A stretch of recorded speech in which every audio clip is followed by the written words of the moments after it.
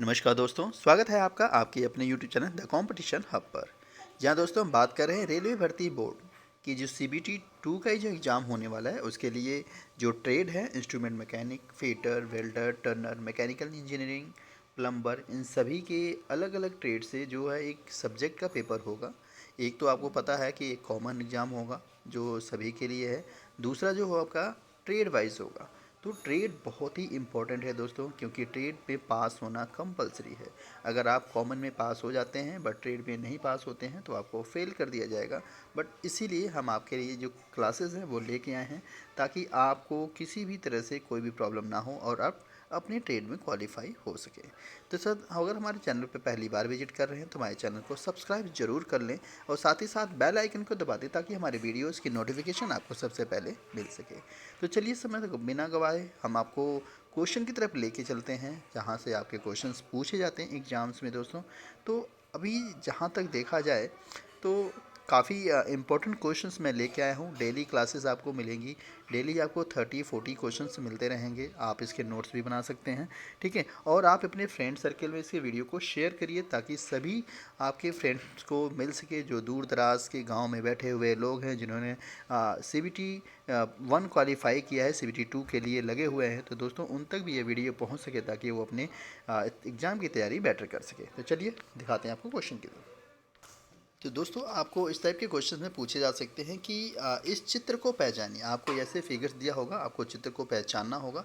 तो आपको चित्र को पहचान के बताना होगा कि कौन सा चित्र है, ठीक है।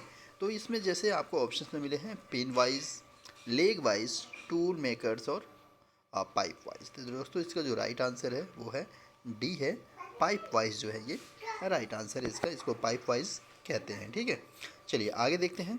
कह रहा कौन सी वाइज धातु ट्यूब और पाइप के गोल खंड को पकड़ते हैं। कौन सी वाइज धातु जो है ट्यूब और पाइप के गोल खंड को पकड़ते हैं। तो दोस्तों hand wise, pipe wise, leg wise और पिन वाइज। तो जिसका राइट आंसर है वो है बी, ये है पाइप वाइज, ठीक है। चलिए आगे क्वेश्चन की तरफ चलते हैं। कह रहा है इस चित्र को पहचानिए। आपको ये फिगर दे रखा है, ठीक है। इस चित्र को आपको पहचानना है कि कौन सा चित्र है, ठीक है। अगर आपने रेगुलर क्लासेस की होंगी तो आपको पता होगा, बट यहाँ पे देखिए इसको क्या कहते हैं। इसको हैंड वाइज, लेग वाइज या पाइप वाइज या पिन वाइज कहते हैं। तो दोस्तों इसमें जो राइट आंसर है वो हैंड वाइज है इसको, ठीक है।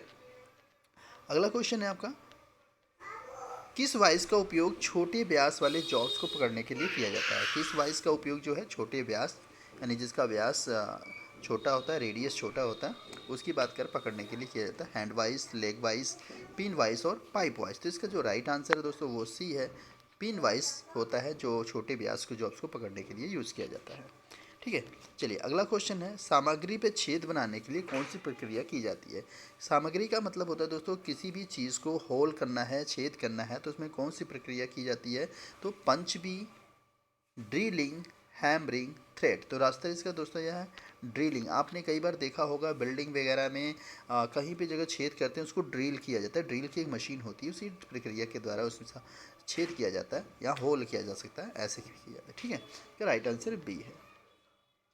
अगला क्वेश्चन है, ड्रिल चेक को ड्रिलिंग मशीन, स्पिंडल मशीन पर एक माध्यम से लगाया जा सकता है, ठीक है। यानी ये कह रहा है आपका कि जो मशीन होती है ड्रिल चेक को ड्रिल मशीन, स्प्लेंडर मशीन पर एक डैश के माध्यम से लगाया जा सकता है। तो दोस्तों ये है ड्रिफ्ट, ऑर्बर, नर्लिंग और पिनियर और की तरफ। तो इसका जो राइट आंसर है वो बी है, आर्बर है। ड्रिल चक को ड्रिलिंग मशीन, स्पिंडल मशीन पर एक आर्बर के माध्यम से लगाया जा सकता है, ठीक है। तो ये है आपका राइट आंसर बी। अगला क्वेश्चन है, एक ड्रिल का स्क्यूरेंस कोण, ठीक है, एक ड्रिल का क्लियरेंस कोण डैश के बीच का होता है। तो इसका जो राइट आंसर है दोस्तों वो है सी, 12 से 20 डिग्री तक होता है। यानी 3 से 5, 8 से 12, 12 से 20 और 15 से 20। जो इसका राइट आंसर है 12 से 20 डिग्री। एक ड्रिल का क्लियरेंस कोण जो होता है 12 डिग्री से लेकर के 20 डिग्री के बीच में किया जाता है, ठीक है।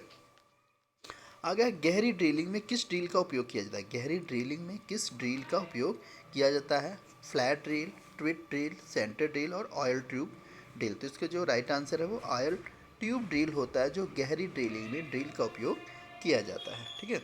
चलिए अगला क्वेश्चन है, कौन सी प्रक्रिया वी आकार बनाती है। वी की आकार बनाती है, तो कौन सी प्रक्रिया है दोस्तों।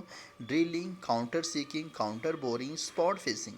तो तो इसका जो राइट आंसर है वो है काउंटर स्कीकिंग। ठीक है, काउंटर सिंकिंग जो होती है वो वी आकार यानी ऐसे जो होती है वो वी आकार बनाता है। ठीक है, चलिए नेक्स्ट क्वेश्चन की तरफ चलते हैं। कह रहा है इंटरनल थ्रेडिंग के लिए कौन सा उपकरण का इस्तेमाल किया जाता है। इंटरनल मतलब अंदर की जो थ्रेडिंग के लिए कौन सा उपकरण का इस्तेमाल किया जाता है। दोस्तों एक चीज़ और याद रखनी है, क्वेश्चन भी समझ, उपकरण का मतलब होता है इंस्ट्रूमेंट। ठीक है, ये चीज़ें इसमें हैंड टैप, सॉकेट, रेंच और लेटर पंच। इसका जो राइट आंसर है वो हैंड टैप है। हैंड टैप जो होता है वो इंटरनल अंदर की थ्रेडिंग को के पकड़ने का जो उपकरण होता है उसके लिए हैंड टैप का इस्तेमाल किया जाता है। ठीक है, चलिए अगले क्वेश्चन की तरफ चलते हैं। कह रहा है कि किसका उपयोग धातु सामग्री पर अक्षर, चिन्ह और संख्या के नाम के लिए किया जाता है। लेटर पंच और number set, tape, hammering, drill. तो दोस्तों किसी का उपयोग धातु सामग्री, आपने कई बार देखा होगा कि कोई ऐसी धातु होती है, कुछ ऐसे सामग्री होती है जिसमें नाम, नंबर वगैरह भी उस पर क्या किया जाता है, लिखा जाता है। तो इसे लेटर पंच और नंबर पंच सेट के नाम से जाना जाता है, क्योंकि किसी भी चीज़ पर अगर आपको लिखना है तो लेटर यानी लेटर में अल्फ़ाबेटिकल हो सकता है, ABCD किसी का नाम हो सकता है, नंबर में 1 2 3 डेट ऑफ बर्थ एनीथिंग कोई भी चीज़ ऐसी हो सकती है जिसे चिन्ह या संख्या के नाम से किया जा सकता है। तो इसका राइट आंसर लेटर पंच और नंबर पेंसेंट होता है। ठीक है, अगला क्वेश्चन है आपका, संवेदनशील बेंच ड्रिलिंग मशीन का बड़ा संस्करण कौन सा है। संवेदनशील बेंच ड्रिलिंग मशीन का बड़ा संस्करण कौन सा होता है। तो दोस्तों pillar drilling machine, column drilling machine, radial arm drilling machine और उपयुक्त सभी। तो यहाँ पे आपका जो राइट आंसर है वो है ए, पिलर ड्रिलिंग जो मशीन होती है संवेदनशील बेंच ड्रिलिंग मशीन का बड़ा संस्करण के नाम से जाना जाता है। ठीक है, चलिए अगले क्वेश्चन की तरफ चलते हैं। निम्नलिखित में से कौन सा पाइप थ्रेड का स्टैंडर्ड फॉर्म है। निम्नलिखित में से कौन सा पाइप, ठीक है, निम्नलिखित में से कौन सा पाइप थ्रेड का स्टैंडर्ड फॉर्म है। BSP, BSW, BSF and BA। तो जैसे इसका राइट आंसर है वो BSP जो होती है वो पाइप थ्रेड का स्टैंडर्ड फॉर्म का सबसे बड़ा होता है। ठीक है, अगला क्वेश्चन आपका है, थ्रेड प्रक्रिया हो सकती है, थ्रेड की प्रक्रिया हो सकती है। थ्रेड जो होती है वो सिंगल थ्रेडेड होती है, डबल थ्रेडेड होती है, सिंगल थ्रेडेड और मल्टी थ्रेडेड होती है, मल्टी थ्रेडेड भी होती है। तो आपको इस राइट आंसर है सिंगल थ्रेडेड और मल्टी थ्रेडेड। सिंगल मतलब एक सिंगल होगी और बहुत सारी थ्रेडों में इंक्लूडेड होती है, तो ये सिंगल थ्रेडेड और मल्टी थ्रेडेड होती है थ्रेड की प्रक्रिया। ठीक है, यानी याद रखना ये चीज़, सी इसका राइट आंसर है। ठीक है, एक पाइप पर थ्रेड बनाने के लिए उपयोग किए जाने वाले उपकरण होते हैं। आपको यहाँ पे क्वेश्चन पूछा जा रहा है, एक पाइप पर थ्रेड बनाने के लिए उपयोग किए जाने वाले उपकरण के लिए क्या शब्द होता है। प्रेस, ड्राई, स्पिनर और स्टॉम्प। बी। तो इसका राइट आंसर दोस्तों यहाँ पे बी होती है। एक पाइप थ्रेड बनाने के लिए हमें किसी डाई की ज़रूरत होती है, उपयोग किया जाने वाला उपकरण किया जाता है। डाई समझ लेना, जैसे कोई बनी बनाई चीज़ होती है, जैसे आपको पता होगा कोई शूज़ बनता है या आपके स्लीपर्स चप्पल वगैरह बनते हैं तो उसे डाई फॉर्म में डाला जाता है, यानी आपको जो केमिकल होते हैं उस केमिकल को इस डाई में डाल दी जाती है और उस सेम शेप का वो डाई बना करके निकाल देता है। तो ये आपका पाइप थ्रेड बनाने के लिए, आपको कोई भी पाइप बनाई जाती है उस बनाने के लिए डाई का यूज़ किया जाता है। ठीक है, अगला क्वेश्चन है, पाइप पर इंटरनल या फीमेल थ्रेड काटना क्या कहलाता है। ग्रेविंग, टर्निंग, टेपिंग, गाइडिंग। तो राइट आंसर इसका दोस्तों सी है, टेपिंग कहलाता है। ठीक है, टेपिंग कहलाता है। अगला क्वेश्चन आपको, पाइप को काटते या थ्रेडिंग करते समय ये किस उपकरण से सुरक्षित किया जाना चाहिए। ठीक है, यानी कह रहा है पाइप को काटते या थ्रेडिंग करते समय इसे किस उपकरण से सुरक्षित किया जाना चाहिए। तो जो इसका राइट आंसर दोस्तों वो ये है, वाइस। ठीक है, वाइस को मतलब वो काटते समय, थ्रेडिंग करते समय उपकरण को सुरक्षित यानी वाइस को सुरक्षित किया जाना चाहिए, क्योंकि अगर ये थोड़ा सा भी बाय मिस्टेक कट जाता है तो पूरा का पूरा ये आपका ख़राब हो जाता है। ठीक है, अगला क्वेश्चन आपका, तुरंत कटे गए पाइप से बर को हटाने के उपकरण के लिए कौन सा उपकरण का नाम क्या है। यानी क्वेश्चन दोबारा देखिए, तुरंत काटे गए पाइप से बर हो हटाने के लिए उपयोग किए जाने वाले उपकरण का नाम क्या है। रूप, स्क्रैपर, रीमर और ग्रेट। तो राइट आंसर इसका दोस्तों स्क्रैपर है। स्क्रैपर को तुरंत हटा लिया जाता है, ठीक है, कटने के बाद इसे। ठीक, चलिए अगले क्वेश्चन की तरफ चलते हैं।